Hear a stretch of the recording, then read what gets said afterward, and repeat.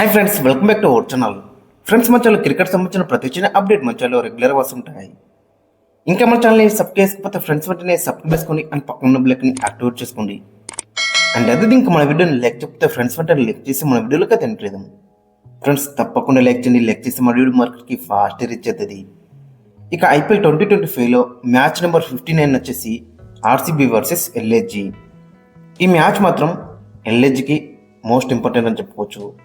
And RCB కూడా important. ఈ match గెలిస్తే ఆర్సీబీ అఫీషియల్గా క్వాలిఫై అవుతుంది. దట్టు టాప్ 2 ప్లేస్ని అయితే కైవసం చేసుకునే అవకాశం కూడా మనకైతే ఉంటుంది. సో రెండు టీంలు కూడా చాలా ఇంపార్టెంట్ అని చెప్పుకోవచ్చు.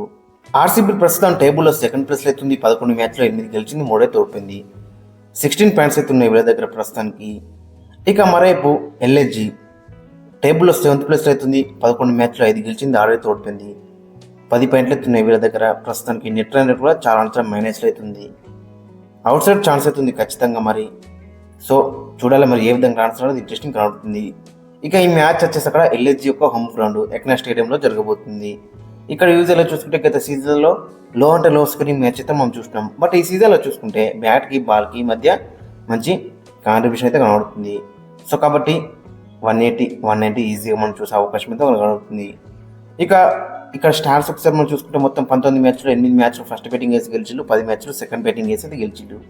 ఒక మ్యాచ్ నో రిజల్ట్గా ముగిసింది. హైయెస్ట్ టీమ్ టోటల్ వచ్చేసి 235, హైయెస్ట్ సక్సెస్ఫుల్ వచ్చేసి 197. ఇక యావరేజ్ ఫస్ట్ ఇన్నింగ్స్ కొడుకుంటే 168 అవుతుంది. ఫస్ట్ బ్యాటింగ్ వేసినా సెకండ్ బ్యాటింగ్ వేసినా పెద్ద డిఫరెన్స్ అయితే కనబడతలేదు. ఇక వీరి మధ్య హెడ్ రికార్డ్ చూసుకుంటే మొత్తం 5 మ్యాచ్లో 2 మ్యాచ్లో ఎల్ఏజీ గెలిచింది, 3 మ్యాచ్లో ఆర్సీబీ అయితే గెలిచింది. సో హెడ్ పరంగా చూసుకుంటే స్లైట్ ఎడ్జ్ ఆర్సీబీకి ఉందని చెప్పుకోవచ్చు. ఇక టీమ్ విశేషానికి అయితే ఫస్ట్ మనం ఆర్సీబీ టీంని చూసుకుంటే మన ఆర్సీబీ మాత్రం చాలా పటిష్టంగా కనబడుతుంది. వాళ్ళ బెంచ్ ప్లేయర్స్ కూడా లాస్ట్ మ్యాచ్లో ఏ విధంగా పర్ఫార్మెన్స్ చేసినా మనం చూసినాగా.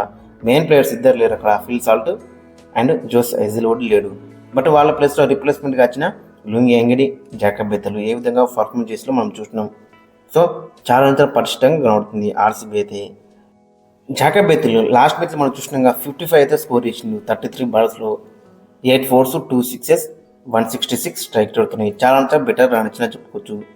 ఇక మరోవైపు విరాట్ కోహ్లీ కన్సిస్టెంట్గా ఫస్ట్ బ్యాటింగ్ కానీ సెకండ్ బ్యాటింగ్ కానీ చాలా బెటర్ రాణిస్తున్నాడు కన్సిస్టెంట్గా మ్యాచ్ బై మ్యాచ్. లాస్ట్ మ్యాచ్లో కూడా 62 అయితే కొట్టిండు. స్ట్రైక్ రేట్ చూసుకుంటే 187, 5 4లు 5 6లు. ఇక మరి నెంబర్ 2 ఎవరు ఆడతారు? మరి దేవదత్ పడికలకి అయితే ఇంజూర్ అయింది అండ్ రూల్డ్ అవుట్ అయిండు. సో అతని ప్లేస్లో మయాంక్ అగర్వాల్ తీసుకొచ్చిండు. సో మరి మయాంక్ అగర్వాల్కి ఛాన్స్ ఇస్తారన్నది కూడా చూడాలి. ఇక నెంబర్ 4లో రజత్ పతిదారు చాలా డిసప్పాయింట్ చేస్తున్నాడు. లాస్ట్ మ్యాచ్లో మరి మంచి ప్లాట్ఫామ్ అయితే క్రియేట్ చేసిండు. బట్ రజత్ పతిదారు 15 బాల్లో 11 అయితే కొట్టిండు. గత కొద్ది మ్యాచ్ నుంచి చూసుకుంటే రజత్ పతిదారు అవుట్ ఆఫ్ ఫామ్లో అయితే కనబడుతున్నాడు. చూడాలి మరి ఈ మ్యాచ్లో ఏ విధంగా రాణిస్తారనేది ఇంట్రెస్టింగ్ కనబడుతుంది. ఇక తర్వాత జితేష్ శర్మ కూడా లాస్ట్ మ్యాచ్లో కొంచెం డిసప్పాయింట్ తీసిండు. ఇక తర్వాత వీళ్ళకి బ్యాటింగ్లో చూసుకుంటే టీమ్ డేవిడ్ ఉన్నాడు అండ్ రొమారియో షెర్ఫర్డ్ ఉన్నాడు. రొమారియో షెర్ఫర్డ్ చూసినాక లాస్ట్ మ్యాచ్లో మరి ఏ విధంగా విధ్వంసం క్రియేట్ చేసిండో. జస్ట్ 14 బాల్స్లోనే 53 రన్స్ అయితే స్కోర్ చేసిండు. విత్ ఇది నో టైంలో 378 స్ట్రైక్ రేట్తో 6 6లు 4 4లు చాలా విధ్వంసం క్రియేట్ చేసిన చెప్పుకోవచ్చు లాస్ట్ 2 ఓవర్స్లో. ఇక తర్వాత వీళ్ళకి టీమ్ డేవిడ్ రూపంలో కూడా మంచి ఫినిషర్ అయితే కనబడుతున్నాడు. ఇక కృణాల్ పాండ్యా కూడా ఉన్నాడు వీళ్ళకి. సో ఓవర్లో చూసుకుంటే బ్యాటింగ్ అనేది చాలా స్ట్రాంగ్గా మనకైతే కనబడుతుంది అండ్ డీప్గా కనబడుతుంది. ఇక బౌలింగ్లో కూడా కొన్ని లాస్ట్ మ్యాచ్లో రన్స్ ఎక్కువ ఇచ్చినప్పుడు కూడా బౌలింగ్ కూడా చాలా బెటర్గా కనబడుతుంది. ఇక లాస్ట్ మ్యాచ్లో హైజూడ్ లేకున్నా కానీ లుంగి ఎంగిడి వచ్చి 3 వికెట్లు తీసుకున్నాడు. సో ఆ విధంగా అయితే వీళ్ళ బెంచ్ ప్లేయర్స్ అయితే కనబడుతున్నారు మంచి ఫామ్లో.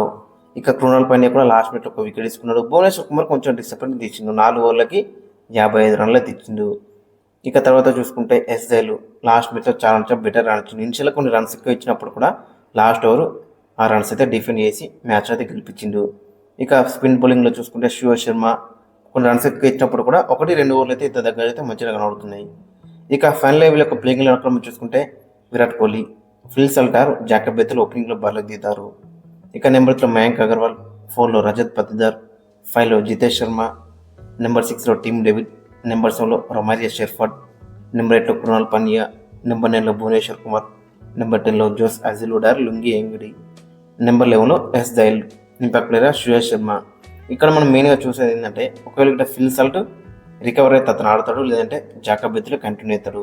And Josh Hazlewood full recover అయితే అతను ఆడతాడు, లేదంటే లుంగి ఎంగిలితోనే కంటిన్యూ అయ్యే అవకాశం అయితే కనబడుతుంది. ఓవరాల్గా చూసుకుంటే టీం మాత్రం చాలా స్ట్రాంగ్గా కనబడుతుంది. ఇక మరోవైపు లక్నో సూపర్ జెయింట్స్కి అయితే ఈ మ్యాచ్తో కలిపి ఇంకా 3 మ్యాచ్లు అయితే ఉన్నాయి. సో ఆ 3 గెలిచిలనుకో అవుట్ సైడ్ ఛాన్స్ అయితే ఖచ్చితంగా కనబడుతుంది. మిగతా టీమ్స్ పైన ఆధారపడి ఉంటుంది. అది కూడా అప్పుడు 16 పాయింట్లతో అయితే వీళ్ళు కూడా వెళ్ళే ఛాన్స్ అయితే ఉంటుంది. బట్ 3 మ్యాచ్ అయితే గెలవాలి. అండ్ నెట్ రన్ రేట్ కూడా ఇంప్రూవ్ చేసుకుంటే ఛాన్స్ అయితే ఉంటుంది. బట్ ఓవరాల్గా చూసుకుంటే టాప్ 3 దగ్గర నుంచి రన్స్ అయితే వస్తలేవు. గత కొద్ది మ్యాచ్ ఉంచాలి. ఇనిషియల్గా చూసుకుంటే టాప్ 3 దగ్గర నుంచి రన్స్ వచ్చినాయి, మ్యాచెస్ అయితే గెలిచిళ్ళు. అక్కడ చూసుకుంటే మిచెల్ మార్ష్ ఇనిషియల్గా కన్సిస్టెంట్గా రాణించిండు, మ్యాచ్లు గెలిపించిండు. మార్కమ్ దగ్గర నుంచి కూడా కన్సిస్టెంట్గా రన్స్ వచ్చినాయి, అప్పుడు మ్యాచ్లు గెలిచిండు. ఇక నికోలస్ పురాన్ ఫస్ట్ 5 మ్యాచెస్లో ఏ విధంగా విధ్వంసం క్రియేట్ చేసినో చూసినాం. సో అప్పుడు ఎల్ఎస్జీ మ్యాచెస్ అయితే గెలిచింది. బట్ లాస్ట్ 4 to 5 మ్యాచెస్లో చూసుకుంటే వీళ్ళు చాలా డిసప్పాయింట్ చేస్తున్నారు. టాప్ 3 కొలాప్స్ అవుతుంది.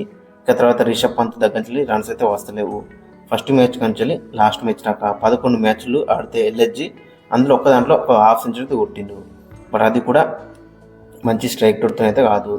సో కాబట్టి రిషబ్ పంత్ దగ్గర నుంచి పెద్ద నాకైతే ఎక్స్పెక్ట్ చేస్తున్నారు. బట్ కంప్లీట్గా అవుట్ ఆఫ్ టచ్ లాగా అయితే కనబడుతున్నాడు రిషబ్ పంత్, అవుట్ ఆఫ్ ఫామ్లో అయితే కనబడుతున్నాడు రిషబ్ పంత్. సో మరి ఈ మ్యాచ్లో ఏ విధంగా కంబ్యాక్ చేస్తున్నారో ఇంట్రెస్టింగ్ కనబడుతుంది. ఇతని దగ్గర అయితే బిగ్ నాకైతే ఎక్స్పెక్ట్ చేస్తున్నాం. ఇక తర్వాత వీళ్ళకి ఆయుష్ బద్దుని మాత్రం చాలా మంచి కాంట్రిబ్యూషన్ అయితే ఇస్తున్నాడు టీంకి. అయితే లాస్ట్ మ్యాచ్ కూడా చాలా బెటర్ రాణించిండు. మొత్తం టాప్ కొలాప్స్ అయినా కానీ ఇతను లాస్ట్ రాకుండా మంచి స్కోర్ అయితే చేసిన చెప్పుకోవచ్చు అక్కడ. ఇక తర్వాత వీళ్ళకి అబ్దుల్ సమద్ ఉన్నాడు అండ్ డేవిడ్ మిల్లర్ ఉన్నాడు. ఇక బౌలింగ్లో చూసుకుంటే బౌలింగ్లో కూడా వీళ్ళకి టూ మనీ ప్రాబ్లమ్స్ అయితే కనబడుతున్నాయి. లాస్ట్ మ్యాచ్ మనం చూసినాగా మరి ఏ విధంగా వీళ్ళు డిసప్పాయింట్ చేసిలో. మయాంక్ యాదవ్ 4 ఓవర్స్కి 60 రన్స్ అయితే ఇచ్చిండు, ఓవర్కి 15 అయితే ఇచ్చిండు. ఆవేష్ ఖాన్ కూడా ఆల్మోస్ట్ ఓవర్కి 15 అయితే ఇచ్చిండు. ఇక వీళ్ళ ఇద్దరు స్పిన్నర్స్ అక్కడ దిగ్వేష్ రాతి చాలా డిసప్పాయింట్ చేస్తున్నాడు. లాస్ట్ మ్యాచ్లో 2 వికెట్లు తీసినప్పుడు కూడా 2 రన్స్ అయితే ఇచ్చిండు. ఇక రవి బిష్ణు కూడా పర్ఫార్మెన్స్ అయితే లేదు ఈ సీజన్లో. ప్రిన్స్ యాదవ్ కూడా చాలా డిసప్పాయింట్ చేస్తున్నాడు. సో ఖచ్చితంగా లాస్ట్ 3-4 మ్యాచ్లో షార్దుల్ ఠాకూర్ అయితే లేడు. షార్దుల్ ఠాకూర్ రన్స్ ఎక్కువ ఇచ్చినప్పుడు కూడా ఆ క్రూషల్ వికెట్స్ అయితే తీస్తాడు. సో కాబట్టి ఖచ్చితంగా షార్దుల్ ఠాకూర్ ఈ మ్యాచ్ ఆడే ఛాన్స్ అయితే మనకి ఎక్కువ కనబడుతుంది.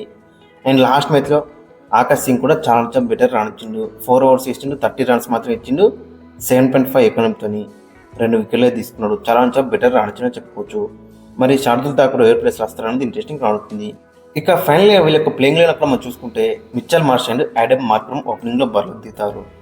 ఇక నెంబర్ 3లో నికోలస్ పురాన్, నెంబర్ 4లో రిషబ్ పంత్, నెంబర్ 5లో డేవిడ్ మిల్లర్, నెంబర్ 6లో ఆయుష్ బద్దోని, నెంబర్ 7లో అబ్దుల్ సమద్, నెంబర్ 8లో షార్దుల్ ఠాకూర్, నెంబర్ 9లో రవి బిష్ణోయ్, నెంబర్ 10లో ఆవేష్ ఖాన్, నెంబర్ 11లో మయాంక్ యాదవ్, ఆకాష్ సింగ్, ఇంపాక్ట్ ప్లేయర్గా దిగ్వేష్ రాతి. మెయిన్గా చూసుకుంటే లక్నో సూపర్ జెయింట్స్లో రిషబ్ పంత్ దగ్గర రన్స్ అయితే రావాలి. అండ్ టాప్ 3 అక్కడ మనం చూసుకుంటే Nicholas Pooran, Aiden Markram and Mitchell Marsh, వీళ్ళ దగ్గర నుంచి గిట్ట మంచి రన్స్ వచ్చినాయనుకో ఖచ్చితంగా ఈ మ్యాచ్ చాలా ఇంట్రెస్టింగ్ ఉండబోతుంది. ఇక మరోవైపు ఆర్సీబీ మాత్రం అన్ని డిపార్ట్మెంట్లో కూడా వీళ్ళైతే స్ట్రాంగ్గా ఉన్నారు. ఫ్రెండ్స్ మరి మీ యొక్క ఒపీనియన్ అయితే కింద కామెంట్స్ అయితే మెన్షన్ చేయండి. మరి ఏ టీం గెలుస్తుంది అండ్ మీ యొక్క ఒపీనియన్ అయితే కింద కామెంట్స్ అయితే మెన్షన్ చేయండి. అండ్ మీ యొక్క ప్లేయింగ్ కూడా కింద కామెంట్స్ అయితే మెన్షన్ చేయండి.